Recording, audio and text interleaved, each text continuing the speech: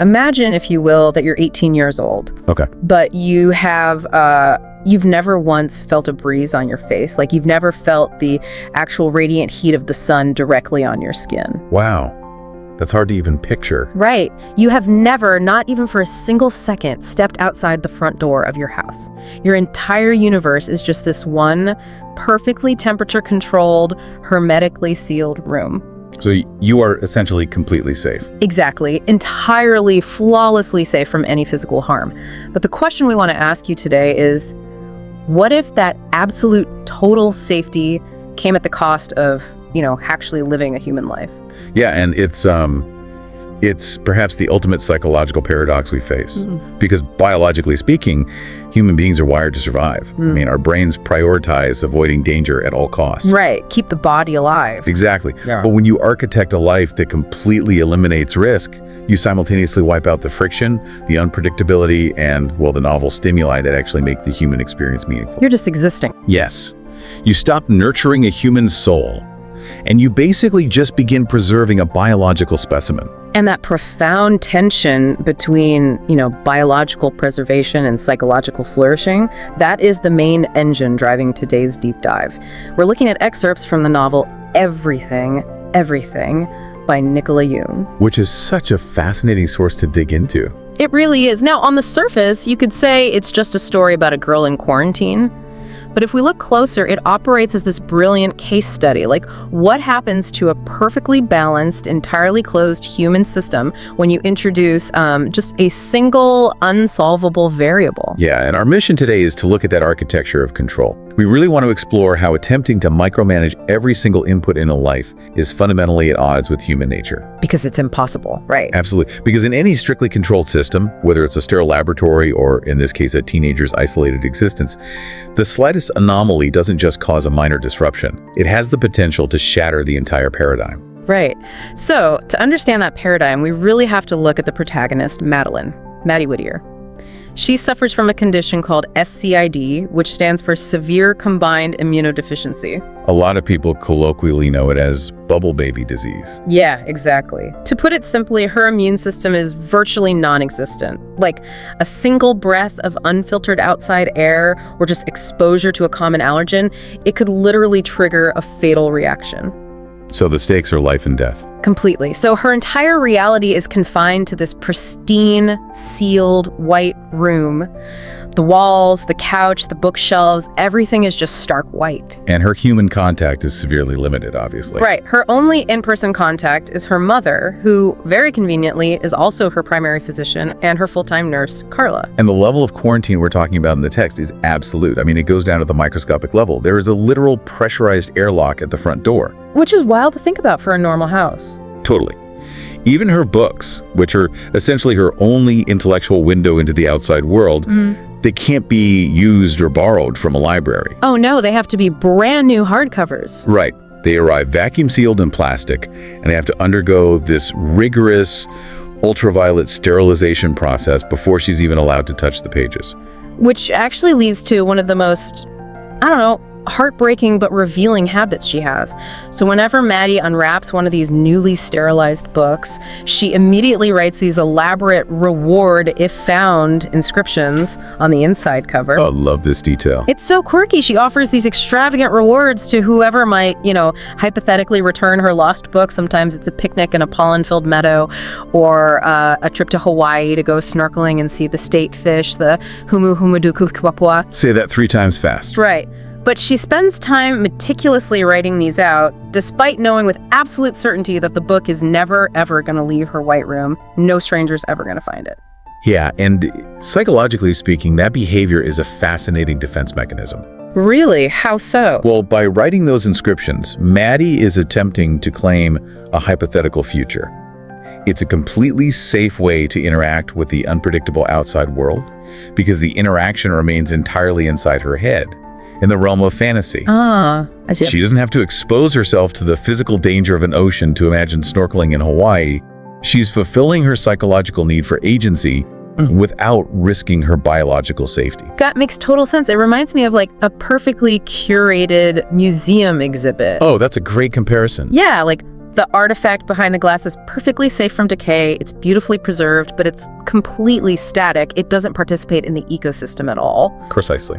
And that really makes me wonder about her mental state. Because when you read the source material, she writes these incredibly witty, sarcastic spoiler reviews for classic books like Lord of the Flies or Alice in Wonderland. She's very sharp. She is. She comes across as observant and remarkably well-adjusted.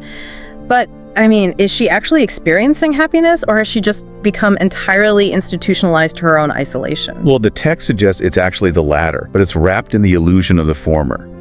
At the beginning of the story, Maddy has achieved this sort of Zen-like acceptance, but we have to look at how she got there. Through the books, right. Right, through intellectualization. She survives the isolation by ruthlessly suppressing any visceral desire for what she physically cannot have. She views the world through a purely academic lens. She even calls her life a palindrome in her journal. Yes. Think of the phrase, "Madam, I'm Adam." It reads the exact same way forward and backward. In Maddy's world, every single day is identically safe. Yesterday is today, and today is tomorrow. Yeah. It's a perfectly closed loop of survival. But the inherent flaw in a palindrome, right, is its fragility. It requires absolute order. All it takes is one misplaced letter, one single character out of alignment, and the sequence is broken permanently. And for Maddy, that out-of-place variable arrives very loudly in the form of a moving truck pulling into the driveway right next door. Right. If Maddy's room is a perfectly balanced mathematical equation, the universe is about to drop in the ultimate chaos variable. Enter Olly. He is the new teenage neighbor, and he basically functions as the physical embodiment of everything Maddy's life is stripped of. The complete opposite of her environment. Totally. Where her world is completely white and sterile, he dresses exclusively in black. Where she is physically static, he is pure kinetic energy. Like, he literally leaps into her field of vision doing parkour. Just launching himself off walls. Yeah. Running up the sides of the house, hanging from windowsills. He moves through the world as if gravity is just a suggestion, and he attempts to make first contact through what I honestly think is the funniest moment in the sources, the Great Bundt Cake Incident. It is such a brilliant scene because it really highlights the absolute absurdity of normal social conventions when you apply them to a strict medical quarantine. Oh, totally. So Olly and his sister walk over with a Bundt cake to, welcome Maddy's family to the neighborhood. Obviously, Maddy's mother refuses to accept it through the airlock. Because to her, an unregulated baked good from a stranger's kitchen is essentially a biological weapon. Exactly. So Olly takes this rejected cake, which he cheerfully admits is basically indestructible because his sister is a terrible baker. And later that evening, he's standing outside Maddy's window and he just drops it onto the concrete. And it doesn't break. The cake survives the fall without a single crumb breaking off. So Olly pulls out a stethoscope and dramatically pantomimes performing CPR on this rock-hard cake right there on the lawn, knowing Maddy is watching him from behind the glass. And we really should look closely at why that specific action matters so much. He can't bypass the physical barrier of the glass, right? Yeah. Or the earlock, or the disease. So he bypasses the sterility of her environment by using humor. Humor requires shared context and a mutual recognition of absurdity. By making her laugh, he engages her mind in a way her sterile routine never does. He forces an intellectual connection that requires zero physical proximity. And that shared context opens the door to them communicating through instant messaging. He goes by the screen name Generic User 033. Baron is serious. Right. And they start playing this rapid-fire game called Fast Five Favorites to get to know each other. And almost instantly, their diametrically opposed worldviews just clash. How so? Well, Maddy picks The Little Prince as her favorite book. She finds this deep, optimistic meaning in literature and connection. But Olly, he picks Lord of the Flies. Oh, of course. Yeah, and when Maddy criticizes it for being awful and bleak, Olly defends it. He argues that it's just the truth, that if you strip away the rules, human beings are inherently savage. And, that isn't just typical teenage cynicism. Olly's worldview is deeply rooted in his own traumatic reality. Right. His home life is not good. No. The sources reveal that his father is abusive. He's an alcoholic who lost his job and subsequently spiraled into this unpredictable violence. Olly has literally watched his family structure be torn apart by rage that he cannot predict and cannot control. Wow. So when Olly starts talking to Maddy about his fascination with math and chaos theory, he is not just speaking academically. He tells Maddy that his dad taught him Isaac Newton was wrong. The universe is not deterministic. Meaning the classic, if A, then B logic just doesn't apply to human life. Exactly. You can't just input good behavior and automatically guarantee a happy, safe output. Precisely. Olly views human beings as complex mathematical equations, but equations that are subject to chaos theory.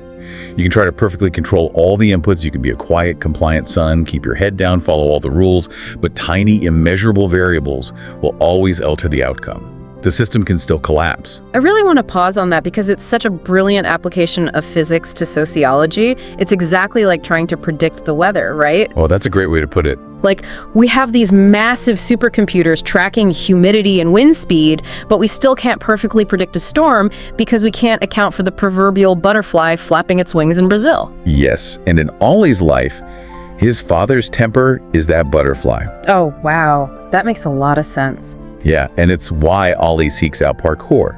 That intense physical mastery of his own body is the only variable in his environment that he can actually control. But okay, I do want to challenge the characterization of Olly for just a moment. Sure, go ahead. A brooding teenager who wears all black, does parkour, quotes chaos theory, and believes humans are inherently savage. If we step back, isn't he just fulfilling a very standard rebellious bad boy trope meant to shake up the innocent, sheltered girl? It's a fair critique, definitely, if you only look at his aesthetics. But the narrative utilizes that trope to introduce a highly specific, totally necessary friction into Maddy's life. How so? He isn't just a rebel without a cause. He is a deeply traumatized realist. Maddy believes the world can be understood entirely through reading.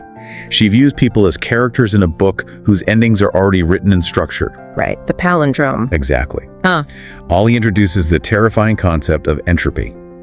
He forces her to realize that reading about life is not a substitute for actually navigating its unpredictability. And Maddy's theoretical, book-learned understanding of the world is about to collide head-on with physical reality. Oh, yes, it is. Because Carla, Maddy's nurse, she observes this digital relationship blossoming.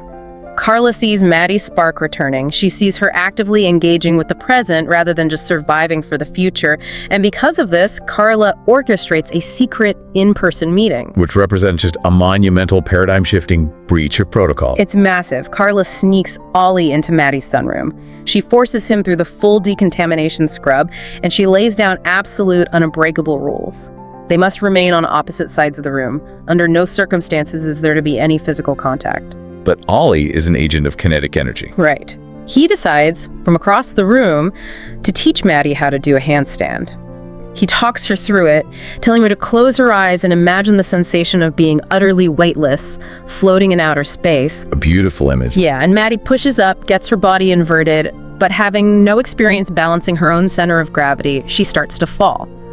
And entirely on instinct, Olly lunges forward and catches her ankles to steady her. Which is huge. It is the very first time in 18 years that Maddy has felt the skin of anyone outside of her mother and Carla. And we cannot overstate the neurological and psychological earthquake that occurs in this moment. The text highlights this profound biological juxtaposition, right? Yes, Maddy recognizes the scientific fact that human skin cells continually regenerate.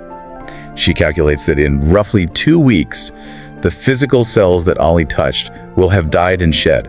Her skin will possess zero physical memory of his hands. But the neural pathways in her brain that fired in response to that touch, those are permanent. It is the collision of our biological impermanence with our psychological permanence. It's kind of akin to someone who has been completely colorblind their entire life suddenly seeing the color red for a split second. Exactly. Like, you can spend decades in a library reading every advanced physics textbook about light refraction and wavelengths, but the intellectual concept of red is utterly useless compared to the visceral, shocking reality of actually perceiving it. It changes everything. That single point of contact fundamentally rewrites her entire sensory understanding of the universe. But I have to push back hard on how this happened. What's the pushback? As a listener, I really struggle with Carla's role here. Carla is a registered medical professional. Maddy has SCID. If Olly brings in a pathogen and Maddy dies, Carla isn't just fired. She likely goes to prison for manslaughter. Right. This isn't just a philosophical misstep. It feels incredibly unethical, bordering on lethal negligence, all for a teenage crush. From a purely clinical risk management perspective, your assessment is completely accurate. It is a catastrophic violation of medical ethics. Right. But the narrative uses Carla to force us to debate the very definition of harm. Carla operates from a holistic, culturally informed philosophy of human existence. She explicitly tells Maddy two things. Doomed love is a part of life, and life is a gift. But she's risking the very life she's supposed to protect. Because Carla recognizes a different kind of death occurring. She observes that prioritizing Maddy's purely biological survival is actively extinguishing her humanity. To Carla, preserving a heart so it can beat for 80 years inside a sterile white room isn't preserving a life. It's merely maintaining a pulse. Wow. Okay, I see. Carla makes the deeply controversial, ethically fraught decision that experiencing a genuine human connection, even with its inherent physical risks, is infinitely more valuable than decades of sensory deprivation. She chooses human experience over sterile preservation. And once Maddy experiences that genuine connection, the illusion of her perfectly curated museum exhibit shatters. That single taste of the unpredictable, tactile, real world makes the confines of her white room absolutely unbearable. The palindrome is broken forever. It really is. And the breaking point, when it finally arrives, is violent and chaotic. The chaos variable we discussed earlier, Olly's unstable home life, finally spills over into Maddy's controlled environment. Yeah. Maddy is sitting safely in her white room, looking out the glass, when she sees Olly's abusive father violently attack him in their driveway. A horrifying moment. And in that split second, instinct completely overrides 18 years of meticulous conditioning. Without pausing to put on gear, without asking permission, Maddy bursts through the pressurized airlock. Just runs right out. She runs outside into the unfiltered, pollen-heavy, dangerous air and screams for the father to stop. It really is the defining moment of her character arc. The intellectual musings about bravery become fiercely, undeniably practical. She willingly risks her own immediate biological death to protect another human being. She places the value of an external connection above her own internal preservation. Exactly. And the fallout from that choice is catastrophic. Maddy is rushed back inside and subjected to this terrifying, frantic decontamination scrub. Her mother is beyond furious. I mean, she is utterly terrified by the loss of control. Understandably. Carla is fired on the spot and exiled from the house. And Maddy is placed under the tyrannical supervision of a new caretaker, Nurse Janet Pritchard, who Maddy immediately and very accurately dubs Nurse Evil. Nurse Pritchard serves as the stark philosophical opposite of Carla. Where Carla viewed Maddy as a whole, complex human soul requiring emotional nourishment, Nurse Pritchard views Maddy strictly as a biological organism that requires strict environmental management. She is the embodiment of sterile control. She leaves these passive-aggressive clinical sticky notes everywhere in Maddy's space. Like one of them literally reads, "Mopping is unhealthy because it introduces moisture." What? Pritchard enforces a total internet blackout.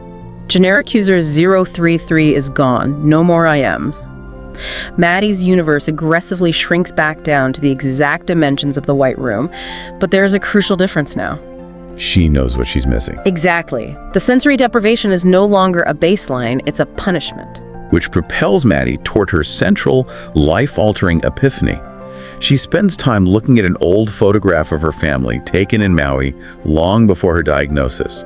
And she has this profound realization. What does she realize? That knowing about a tree, its cellular structure, its photosynthesis, its role in the ecosystem, is vastly different from the sensory experience of climbing a tree. She writes a devastating goodbye letter to her mother, pulling from her favorite book, The Little Prince. Oh, that ties back perfectly. Yes, she explains that the little prince didn't choose to die. He chose to return to his rose because an existence without his rose simply wasn't a life worth continuing. So Maddy decides to break out. And I really want to talk about how she does it because it is astonishing. A girl who has never left her house hatches an incredibly audacious international escape plan. It's quite the operation. Right. She knows Olly wouldn't let her risk her life, so she just lies to him. She tells him she managed to buy, experimental, non-FDA approved Canadian pills online that will temporarily suppress her immune reactions. Which is completely made up. Completely.